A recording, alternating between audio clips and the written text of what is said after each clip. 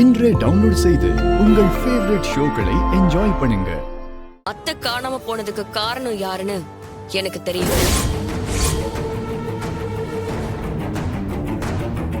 என்ன சொல்ற? உனக்கு தெரியுமா? ஆமா, எனக்கு தெரியும். யாரு? அந்த கார்த்தி தான் இதுக்கெல்லாம் காரணம்.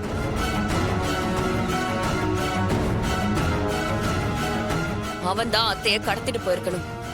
அத்தைக்கு ஒரு பிரச்சனைனா அது அவனாலதான் வந்திருக்கணும். என் மாப்பிளை பத்தி உனக்கு என்ன தெரியும்? அவருக்கு மத்தவளை காப்பாத்தி தான் பழக்கமே தவிர இந்த மாதிரி சில்லறை வேலையெல்லாம் ஒரு நாளைக்கு அவர் செய்ய மாட்டார். இல்ல அங்கிள், அவனை பத்தி அத்தை என்கிட்ட நிறையவே சொல்லிருக்காங்க. அவன் ஏமாத்தி தான் ரேவதியவே கல்யாணம் பண்ணிக்கிட்டானமே. முதல்ல வாய் அடக்கி பேசு.